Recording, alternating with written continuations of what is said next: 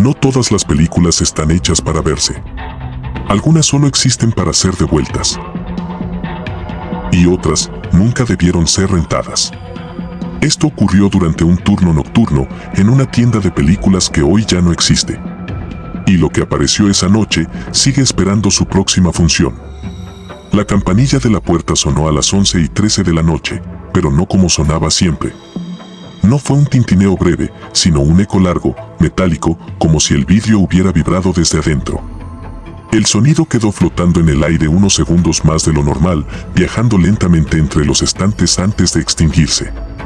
Yo estaba solo en la tienda de renta de películas, un local viejo que sobrevivía por costumbre, por nostalgia y por la gente que aún se negaba a aceptar que el streaming había enterrado lugares como ese. Me llamo Iván y trabajaba el turno nocturno porque nadie más lo quería. Decían que era tranquilo. Mentían. Durante el día el local parecía inofensivo, pero de noche el silencio se acumulaba como polvo invisible, haciendo que cada movimiento sonara exagerado, cada respiración más pesada, como si el lugar escuchara. A esa hora la ciudad parecía muerta. No se escuchaban autos, ni perros, ni voces humanas. Solo el zumbido constante de los postes de luz y el aire acondicionado cansado del local, que se encendía y apagaba solo, como si respirara con dificultad. El reloj redondo de la pared avanzaba lento, siempre atrasado un minuto, y cada vez que lo miraba tenía la sensación inquietante de que el segundero se detenía apenas un instante antes de seguir, como si el tiempo ahí adentro dudara. El lugar olía a plástico viejo, alfombra húmeda y polvo acumulado durante años, un olor que se metía en la ropa y no se iba ni al llegar a casa. Cuando la campanilla sonó, miré hacia la puerta esperando ver a algún cliente tardío, quizá alguien que no quería volver a su casa vacía. Pero no había nadie. Solo la calle vacía, el asfalto húmedo reflejando la luz de la luna y una quietud tan profunda que parecía escucharme. Me quedé observando varios segundos, esperando movimiento, esperando cualquier señal de vida, hasta que algo cambió. El olor del local se transformó. No ocurrió de golpe, sino como si otro aroma se filtrara lentamente por debajo del primero, invadiendo el aire sin pedir permiso. Ya no olía a películas viejas. Era un aroma dulce, empalagoso, mezclado con algo rancio, un olor infantil y podrido al mismo tiempo. Como maquillaje antiguo. Como algodón de azúcar olvidado bajo el sol. Sentí un nudo en el estómago y una presión en el pecho difícil de explicar. Pensé que quizá alguien había derramado refresco, que el sistema de ventilación fallaba, que mi mente me jugaba una mala pasada después de tantas noches sin compañía. Pero el olor no venía de un punto fijo. Venía de todas partes. Incluso del techo. Incluso del suelo. Incluso de detrás de mí. Entonces el teléfono fijo del mostrador hizo un clic seco. No sonó. No timbró. Solo ese clic, como si alguien hubiera levantado el auricular desde otro lugar, desde un punto que no pertenecía al local. El sonido fue tan claro que me heló la sangre. Me acerqué lentamente, sintiendo como el silencio se volvía espeso, casi sólido, como si pudiera tocarse. Cuando tomé el teléfono, no dije nada. Solo escuché. Al otro lado había una respiración lenta, irregular, demasiado cercana, como si quien respiraba estuviera inclinado sobre mi oído. Después comenzó una melodía infantil, una canción de circo tarareada con una voz baja, forzada, desafinada, como si quien la cantaba no recordara bien cómo hacerlo o llevara mucho tiempo sin usar la garganta. La melodía se repetía una y otra vez, siempre fallando en la misma nota, como un casete viejo atascado que se niega a avanzar. Y entonces un susurro, tan cercano que sentí el aire en la oreja, tan íntimo que me obligó a apartar el teléfono instintivamente. No la mires. La llamada se cortó. Dejé el auricular temblando sobre el mostrador. Me reí nervioso, intentando convencerme de que era una broma, una interferencia, cualquier cosa menos lo que mi instinto gritaba desde el fondo del estómago. Pero al levantar la vista, vi algo que no estaba antes.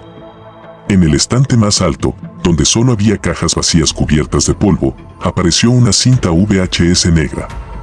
No tenía carátula. No tenía logo. No tenía información. Solo una etiqueta blanca escrita a mano con letras torcidas, irregulares, como si hubieran sido trazadas con prisa o con miedo. El payaso. El frío me recorrió la espalda. No porque creyera en lo sobrenatural, sino porque supe con absoluta certeza que esa cinta no podía estar ahí. Nadie había entrado. Nadie había pasado junto a mí. El local no tenía puertas traseras.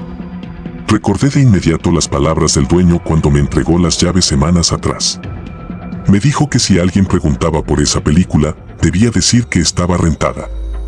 Que no la buscara. Que no la abriera. Y sobre todo, que no hiciera preguntas. En ese momento pensé que exageraba. Ahora entendía el miedo real que había en su voz, la forma en que evitó mirarme a los ojos cuando lo dijo. Tomé la caja con cuidado. Estaba helada. No fría, helada. Como si hubiera estado guardada en hielo durante años.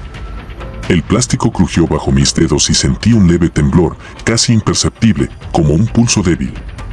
En una esquina tenía una marca, una sonrisa torcida grabada con algo filoso, tan profunda que parecía hecha desde dentro hacia afuera.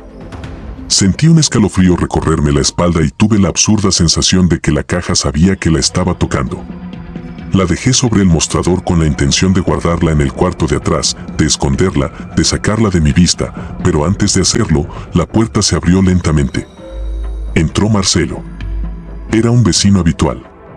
Venía casi todos los viernes. Siempre amable. Siempre puntual. Pero esa noche estaba distinto. Tenía ojeras profundas, la piel pálida y los ojos demasiado abiertos, como si llevara días sin dormir o como si tuviera miedo de cerrar los ojos. Dijo que necesitaba una película porque llevaba noches sin descansar. Que cada vez que se quedaba dormido veía un payaso parado en la esquina de su habitación, observándolo sin moverse, sin parpadear, sin respirar, siempre esperando. Mientras hablaba, su mirada se clavó en la caja negra. No la miraba con curiosidad, sino con reconocimiento, como si la recordara de un lugar que no podía nombrar. Preguntó por ella. Le dije que estaba rentada. Marcelo frunció el ceño. Dijo que no podía ser, que la había visto en sueños, que una voz le repetía que debía verla esa misma noche o algo peor ocurriría. El reloj marcaba 11:21. El segundero se detuvo un instante completo. El zumbido del aire acondicionado se apagó. Las luces parpadearon una vez. Desde el pasillo del fondo se escuchó un chirrido lento, pesado, como si algo se arrastrara centímetro a centímetro sobre el suelo. El sonido era húmedo. No metálico. Como carne contra baldosa. El teléfono volvió a sonar. Marcelo contestó antes de que pudiera detenerlo. Su rostro cambió por completo. Sus labios temblaron. Sus ojos se llenaron de lágrimas. Colgó sin decir palabra y me miró pálido. Dijo que una voz había pronunciado su nombre completo, y luego había reído como un niño feliz que acaba de recibir un regalo. El olor dulce se volvió insoportable, casi mareante, al punto de hacerme arder los ojos. Desde el fondo del local aparecieron 2 globos rojos, flotando solos, balanceándose suavemente como si alguien invisible los sostuviera con paciencia infinita. No tocaban el techo. No tocaban el suelo. Solo esperaban. Marcelo comenzó a caminar hacia ellos como si algo tirara de su cuerpo desde adentro, como si cada paso ya no le perteneciera. Lo seguí llamándolo por su nombre, pero no reaccionaba. El pasillo del fondo estaba más oscuro que nunca. La temperatura descendió de golpe y pude ver mi respiración formando pequeñas nubes frente a mi rostro. Uno de los globos explotó al tocarlo, soltando un líquido negro espeso que cayó sobre su mano y comenzó a quemarle la piel. Marcelo gritó, pero su voz sonó lejana, distorsionada, como si el aire se doblara a su alrededor y su sonido no pudiera salir completo. Entonces la sombra del fondo se separó de la pared. No creció. No apareció. Simplemente dejó de ser sombra. De ella emergió el payaso. Era alto, demasiado delgado, con brazos largos y un cuerpo torcido en ángulos imposibles. Su rostro era blanco como yeso agrietado. La sonrisa roja se extendía más de lo natural, demasiado abierta, como si nunca hubiera sido hecha para cerrarse. Sus ojos no reflejaban luz. No caminaba. Se deslizaba, como si el suelo no lo tocara. El payaso tomó a Marcelo del cuello y lo levantó con facilidad, como si no pesara nada. Le susurró algo al oído. No escuché qué dijo, pero vi el efecto inmediato. Marcelo comenzó a reír. Reía mientras se asfixiaba. Reía con lágrimas cayendo por su rostro. Reía con un sonido que no parecía humano. Cuando cayó al suelo, su cuerpo se sacudió una vez más y quedó inmóvil. Su rostro seguía sonriendo. Yo corrí. El pánico me empujó antes que el pensamiento.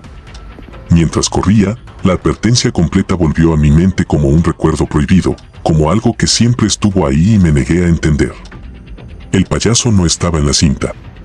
La cinta era la puerta. Corrí al cuarto de devoluciones, cerré la puerta, encendí el viejo reproductor y metí el VHS con manos temblorosas.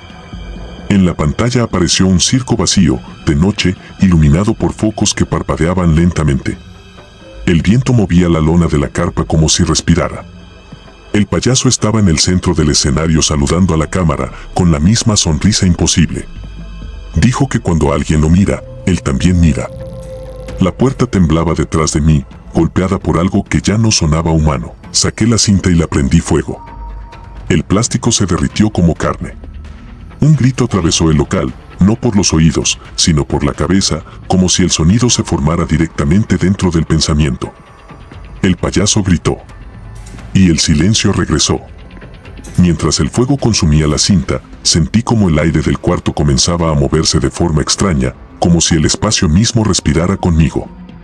Las luces parpadearon varias veces, no de golpe, sino una por una, como si algo caminara por el techo apagándolas con los dedos. El olor dulce se mezcló con el plástico quemado hasta volverse insoportable, provocándome arcadas. Sentía el corazón golpeando tan fuerte que me dolía el pecho. Cada latido parecía marcar el ritmo de algo que aún no se iba. Detrás de la puerta, el silencio no era tranquilidad, era expectativa. Podía sentirlo. Como si el local entero estuviera conteniendo la respiración, esperando ver si realmente me atrevía a terminar lo que había empezado. El fuego crepitaba de forma irregular, y por momentos juraría que dentro de las llamas se dibujaba una silueta retorcida, moviéndose como un insecto atrapado. El calor aumentó de golpe y tuve que retroceder, cubriéndome el rostro. Entonces escuché algo más, muy bajo, casi imperceptible. No era una risa. No era un grito. Era un murmullo, como una multitud susurrando al mismo tiempo desde muy lejos, repitiendo palabras que no lograba entender.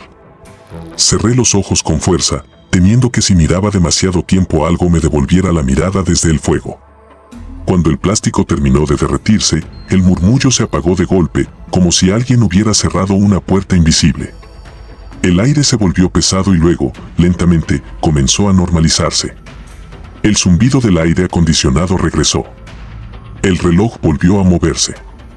El local dejó de sentirse vivo. Permanecí de rodillas varios segundos, temblando, sin atreverme a abrir la puerta, escuchando únicamente mi propia respiración y el eco lejano de mi corazón, esperando que en cualquier momento volviera a escuchar esa melodía de circo desde algún rincón. Pero no ocurrió. Nada se movió. Nada sonó. El silencio, esta vez, parecía real. Por un momento, creí que había terminado. Si alguna vez entras a una tienda antigua y ves una película sin carátula, no preguntes por ella. Porque puede que no estés alquilando una cinta, sino invitando a alguien a salir de la pantalla. Si esta historia te dejó inquieto, suscríbete, porque hay grabaciones que aún no deberían escucharse.